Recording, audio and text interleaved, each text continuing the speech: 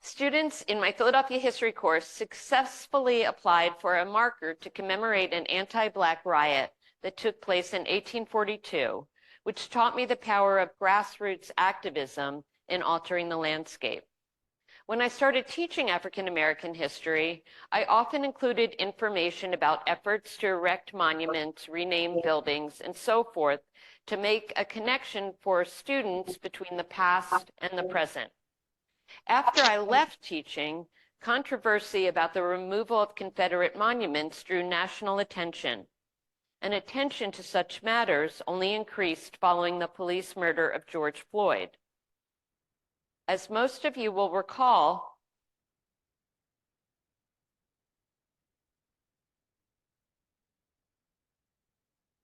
no, it's really not liking me. Okay.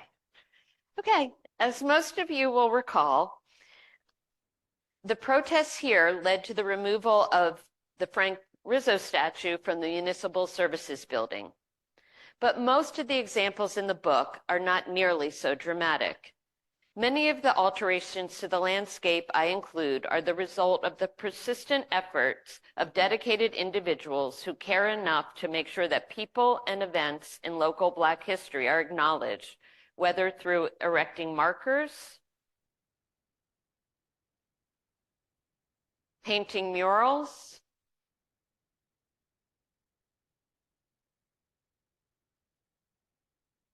changing street names,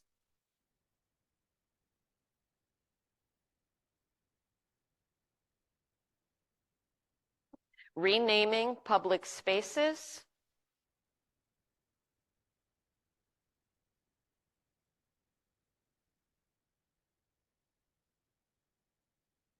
creating historic districts, preserving historic sites, or even creating full-fledged memorials in prominent locations. Philadelphia-based Monument Lab defines a monument as a statement of power and presence in public.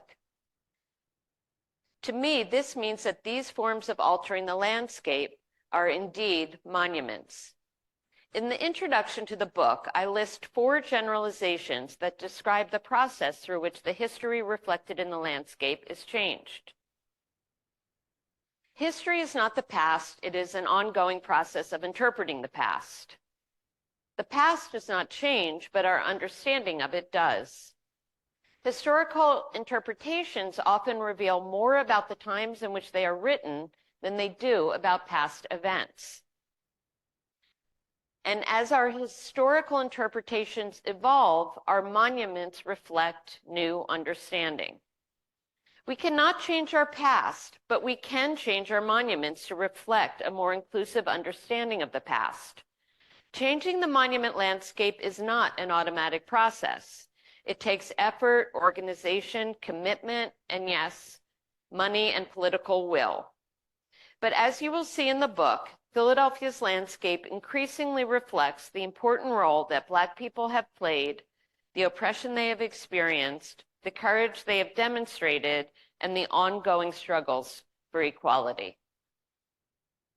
Despite the virulent backlash coming from some quarters, historical interpretations in this country have changed, particularly in a place like Philadelphia, where African American history is a required course.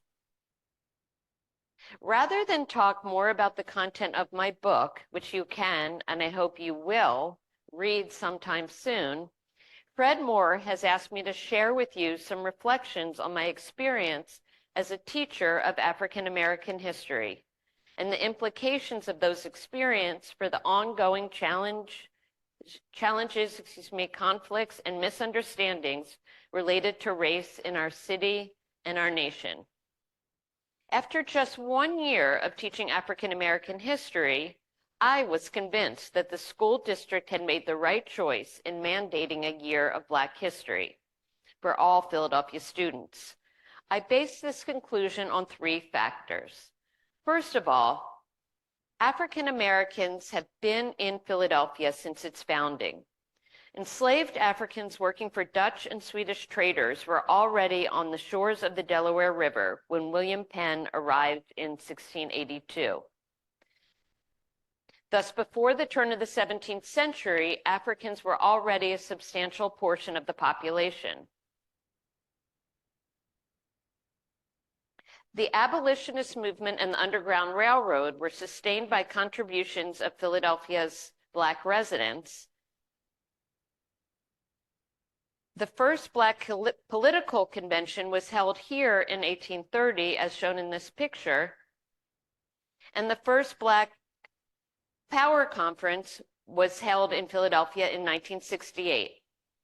African Americans have been a consistent and vital presence in our city since its inception and continue to make up a substantial proportion of our population. So this is the first reason I believe learning Black history is important. The second reason to teach African American history as a separate course is that an examination of the Black experience enables us to consider the ways in which our country has and has not lived up to its ideals. From James Forten's efforts to maintain voting rights for Black Philadelphians to Cecil B. Moore's 1960 crusade to integrate Girard College, African Americans have tested the meaning of the words, "all men are created equal." From the 1863 struggle to desegregate Philadelphia streetcars so that Black women could visit their wounded husbands and sons in Union military hospitals, to Sadie Alexander's initiative to create the Human Relations Commission, African Americans have expanded access for all minority groups.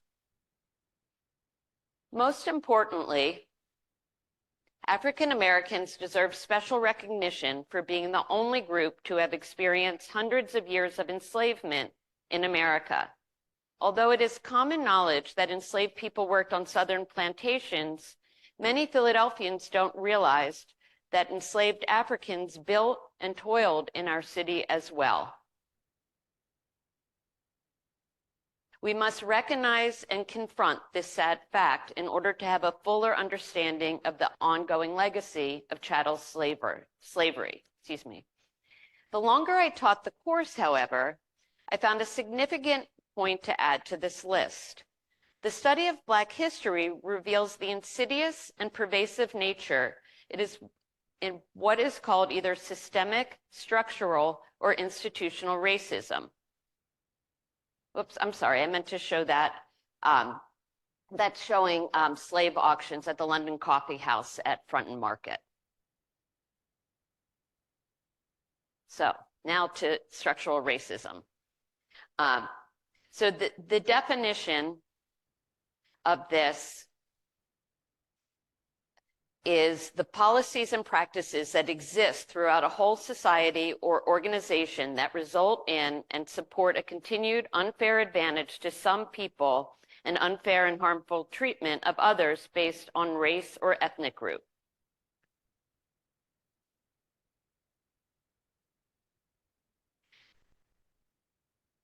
The story of how Northeast High School became a nearly all-white institution is an extraordinary tale of structural racism that may literally hit very close to home for some of you. Northeast High School was located at 8th and Lehigh from 1905 until 1957. Like Central High School, it was an all-boys institution known for academic excellence, competitive sports, and high-achieving, loyal alumni. In 1951, Northeast High School was chosen as National School of the Year in recognition of the citizenship of its students and the success of its graduates in business, political, and public life. In 1954, the executive committee of the Northeast Alumni Association went before the school board claiming that the school needed a new building due to deteriorating conditions and increased enrollment. The school board approved nearly $6 million for the construction of a new building. Although the new school was to be co-ed and located 7 miles to the north and east of the current location, the school board approved the Alumni Association's request that the faculty, traditions, alumni, endowments, and aspirations of Northeast be transferred to this new school. Thus, on May 1st, 1957, a dedication ceremony officially relocated Northeast High School to a brand new building at Cottman and Glendale Avenues. This state-of-the-art facility, surrounded by vast, pristine playing fields, would draw students from the surrounding neighborhoods. Although the Alumni Association claimed that the physical plant at 8th and Lehigh was outdated and no longer conducive to providing a top-notch education, the school building was neither closed nor renovated. And I will speak about that in a moment. The Alumni Association had also cited increasing enrollment as the impetus for the move, yet there had been a marked decline in enrollment from 1944 to the mid-1950s. Enrollment was not declining, but it certainly was changing. In 1947, fewer than 5% of Northeast graduates were Black. The percentage rose to 17% in 1952 and 37% by 1956. The final class of Northeast High School students to graduate from the 8th and Lehigh location was 46% Black. The increase in Black enrollment reflected the changing demographics of the surrounding neighborhood. The area around 8th and Lehigh was quickly becoming more Black and brown as white residents moved to the suburbs, and the area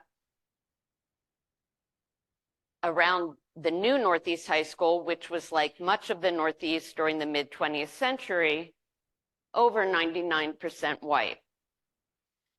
When Northeast High School moved from 8th and Lehigh to Cottman and Glendale, the only current students allowed to enroll at the brand new facility were those who could show that their grandfathers, who would have all been white, had attended Northeast High School. The term grandfather clause originated in the post-Reconstruction era South when laws were passed to prevent Black people from voting. Northeast High School's grandfather clause clearly had similar intent. Right before the move of the school from 8th and Lehigh to Northeast, where it's currently located, the old building was chosen as a pilot site for a 2-year high school program for low-achieving students. According to the Philadelphia Bulletin, occupational courses are being developed for slow learners with little academic desire and aptitude so that the reorganized school may serve directly the needs of certain students.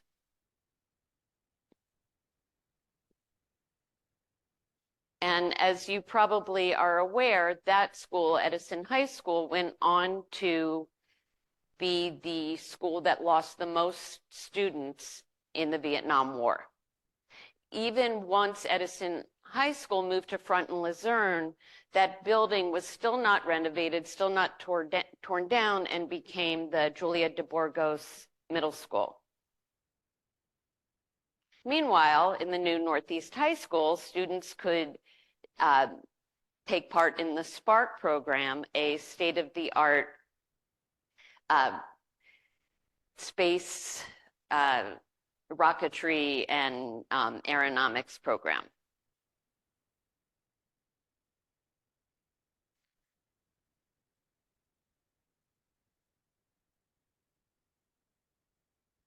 The overwhelmingly white composition of Northeast Philadelphia in the mid-20th century was the result of deliberate policies.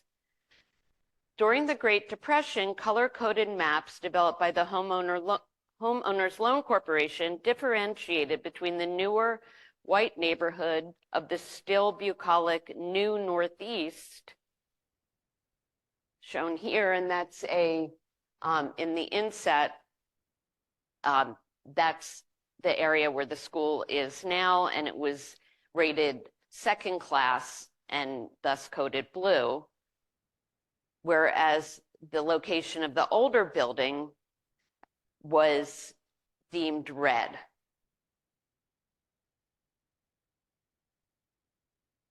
And the reason for deeming it red and less worthy of home loans and such, I know that's hard to read, but it talks about the population of Negroes and foreign-born and infiltration of Negroes and foreign-born, and that in addition to housing stock and income was how the grade or the class of an area was determined.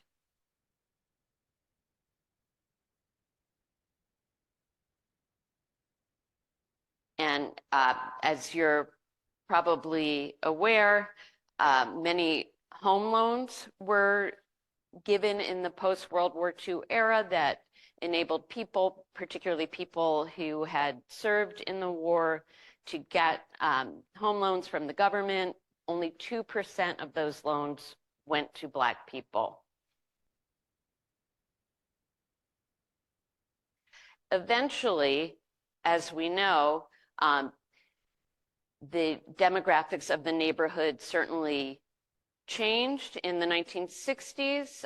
Against a lot of protests, there were students bused from other neighborhoods into Northeast High School. And as we know now, it's one of the most diverse schools, certainly in the city, probably in the state, and perhaps even in the country. So why did I share this story?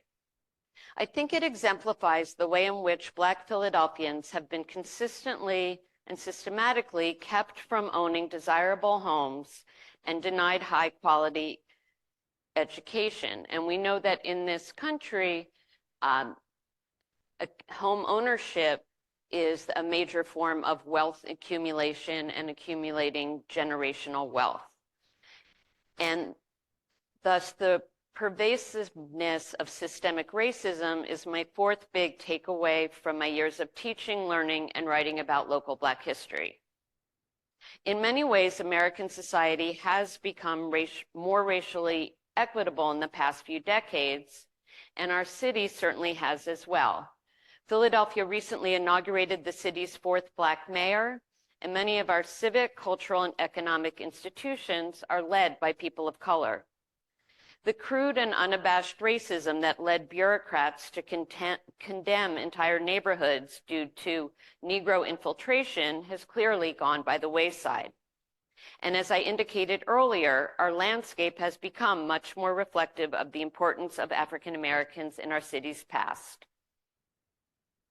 Why, you may wonder, is there such a backlash in some parts of the country to the idea of teaching about the African American experience? I don't think the real fear is that white students will feel badly about themselves, as some claim. I think the real fear is that students will learn how deeply anti-Black racism and white supremacy are ingrained throughout our nation's past and present institutions. And once these students understand that unvarnished version of American history, they will also become aware of the ways in which this history continues to reverberate throughout our society, in our housing and education policies, as well as in our criminal justice and electoral systems. This realization poses an enormous threat to those who are comfortable with the status quo. As William Faulkner observed decades ago, the past isn't dead, it isn't even past. James Baldwin said similarly, the great force of history comes from the fact that we carry it within us, are unconsciously controlled by it, and in many ways, and history is literally present in all that we do. And so, at Fred's request, I have strayed well beyond my comfort zone of history and historical markers and have stepped right into some of the most controversial hot-button issues of our day. At this point, I welcome your questions and thank you for your attention. These are ways to stay in touch with me, either through email, my website, or my Instagram. And as Jack mentioned, I'll be selling books, and I also have pamphlets that talk about other speeches or other talks I'll be giving. This is the only, for better or for worse, you're the only ones who got to hear about the Northeast High School story. It was not in my book. If you're interested in learning more about that, it was from an article that I wrote that was published in Hidden City. But the research that I cite was actually done by Northeast High School students under the supervision of social studies colleague Donna Scherer. So anyway, I wanted to do a Northeast related topic, and those are my reflections on my teaching. I'm eager to hear your questions and feedback. Oh. Well, thank you, Amy. That was pretty fascinating to hear those, especially those Northeast focused stories. Anybody? So the way we do this is we do questions from the chat online, and then we alternate with questions live here in our audience. So, does anybody have any questions for Amy? All right. So the way we are, you have to speak into the mic because the people in Zoom land can't hear you otherwise.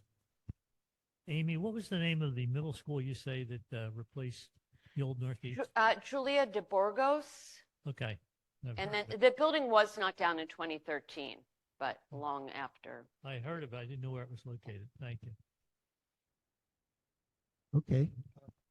Check. Question? Did you ever step foot into the old Northeast High School?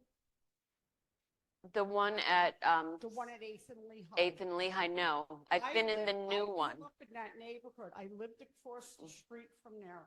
I saw a lot of the goings on that happened there. If anybody went in there and they went into the auditorium, there were stained glass windows that depicted the World War II soldiers that went to that school, or not World War II, World War I soldiers that attended that school.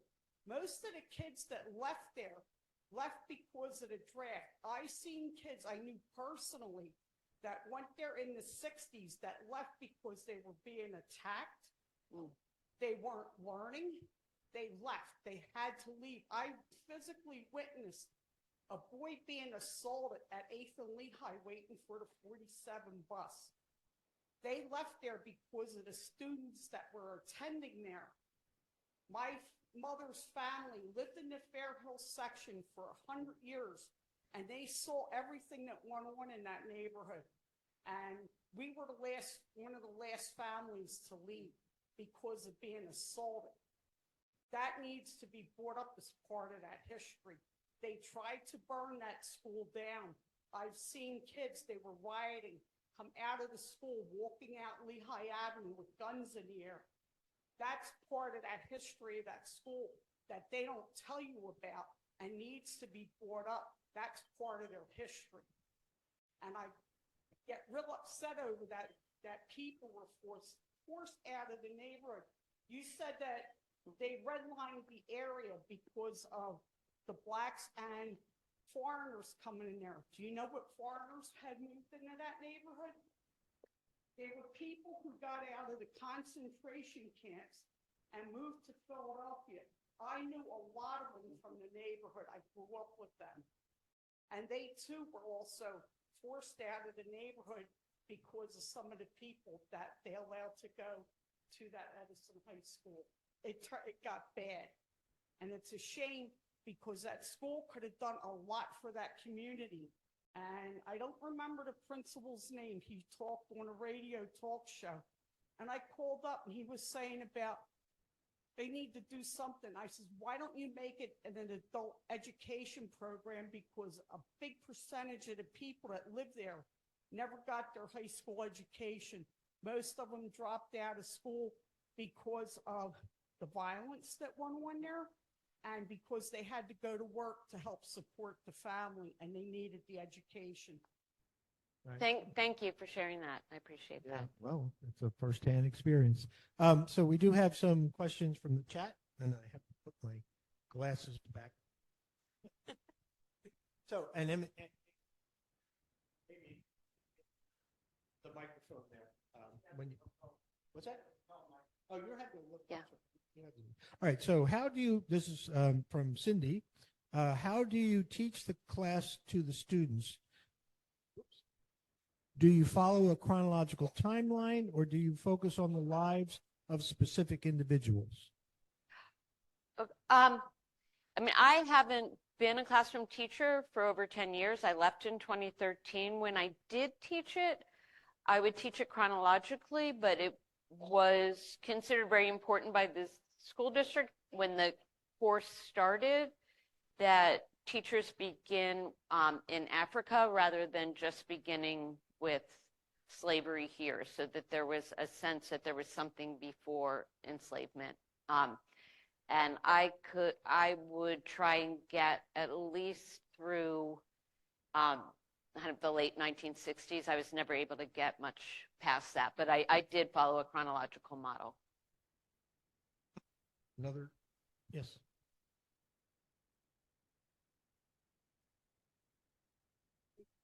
After listening to you, I heard, if I'm correct, a tone of activism for the rights of African American students in your presentation. Is that correct? A tone of my encouraging activism, or my coming from a perspective of activism? Can I understand that question? What is your question again, please? Um, I'm saying that I Yeah. heard. okay, or so you sensed heard a tone of a activism. Tone of activism, which I'm in favor of. Is that accurate to say that? Well, I think it's really central to teaching Black history is always going to be activism, because if it weren't for activists, both Black and white, we'd still have slavery.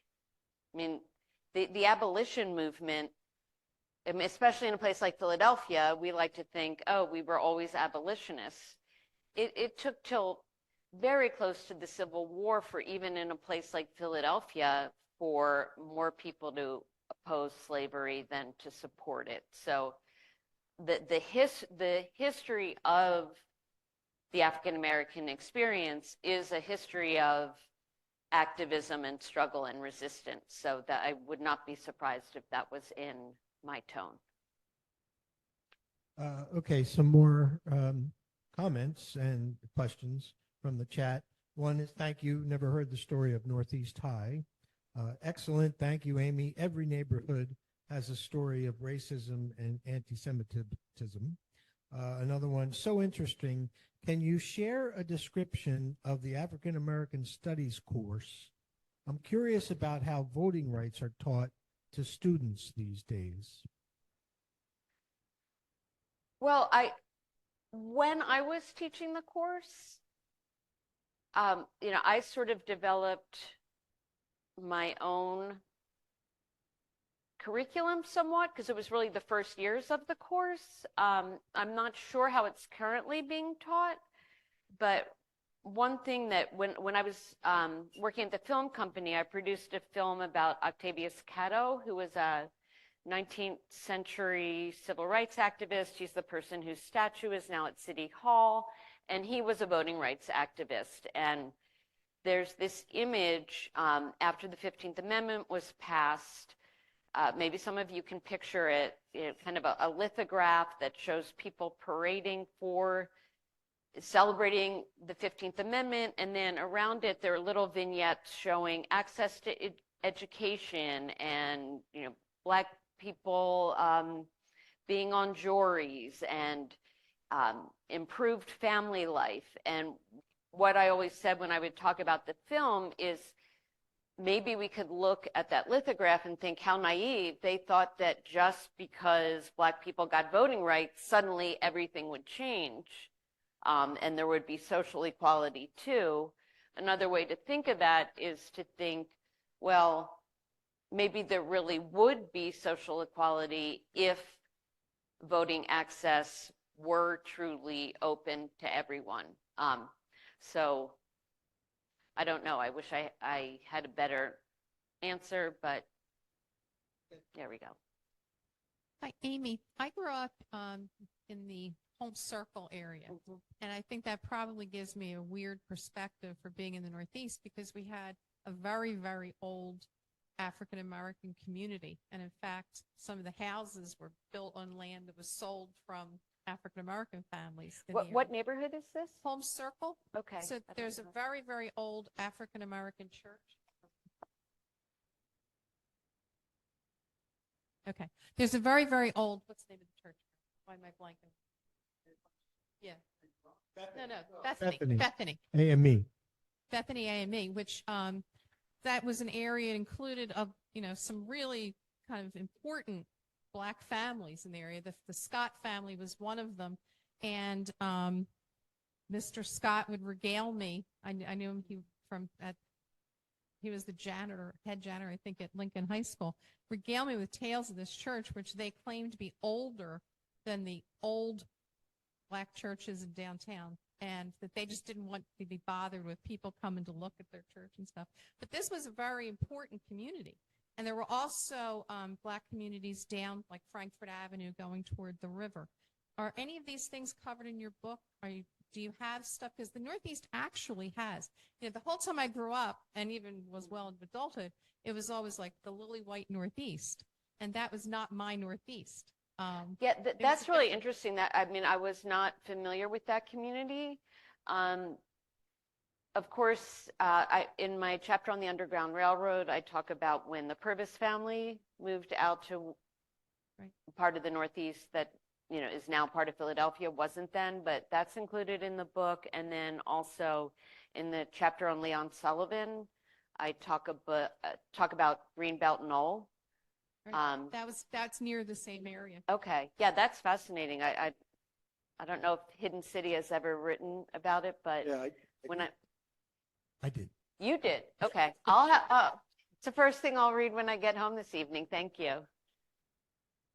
I also, you mentioned Robert Purvis, and he moved up here in the 1840s, and he tried to send his children to the public school and was denied. He was very wealthy, and he was the biggest taxpayer in Byberry Township, but they wouldn't let him send his children to the public school, and they were relegated to this Black school that he said was a shambles and a disgrace, and he threatened to withhold his tax dollars if they wouldn't let his children go to the public school.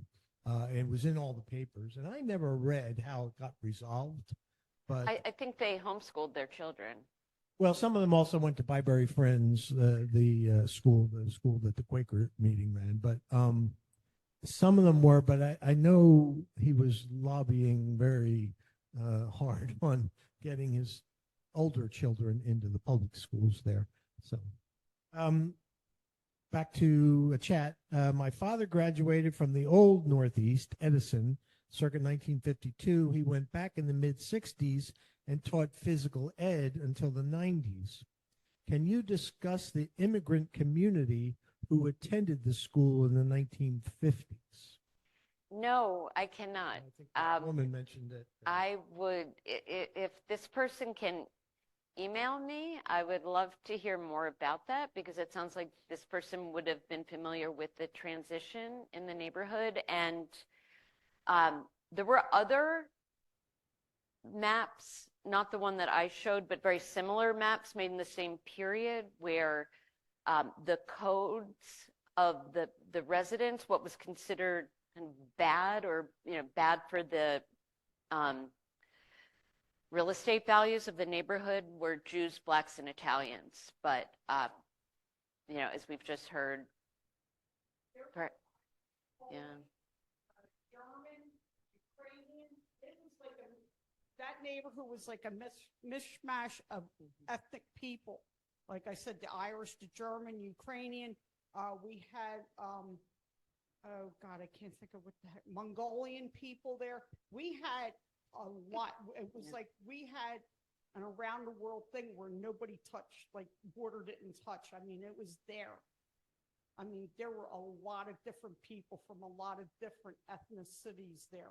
And yet the city, the federal government really gave it to them up the backside when they went in and did what they did to that neighborhood. There was a lot of history in that neighborhood, and people seem to forget it and deny it. We had Underground Railroad that was out of Fairhill Friends. We had Underground Railroad portions that ran out of Episcopal Hospital to the river. There's still a lot of stuff going on there, and nobody talks about it. And it's like we got brushed under the carpet. Yeah, I mean, yeah, I mean, I don't know if you're familiar with what's going on at the the Fairhill Cemetery, which is something I write about in the book, and there's some efforts, but, bless you. Yeah, I mean, I'm not an expert by any means. You have more expertise on the neighborhood, but clearly what happened was there was disinvestment and so forth, and I hope that there are people preserving that history. Fairhill Meeting House was sold out to another religious organization with the proviso that they cared for the cemetery. They didn't do that. Now volunteers go in there and care for that cemetery. And there are famous people buried in that cemetery. Yeah, Robert Purvis is, I believe, and Lucretia Mott. Lucretia Mott's there because as a kid, I would go up there. The VFW would go around and put flags out. I would stand by her grave, and when they were done, I would walk up to 5th and Allegheny to go swimming. And there was so much damage done to that cemetery that they actually damaged her headstone and had to replace it. Wow. So Well, that's what goes on. Okay. Yes, sir. Miss, can you educate me to what exactly are you talking about? Are you the destruction that you speak of? Are you referring to African Americans doing that, or who? Yes, I am. I'm not sure that's really the best use of our time. Yeah. We can't get into all that Yeah. right here. Oh, because I'm your guest speaker. Yeah. And we're focusing on someone her here has book. a question.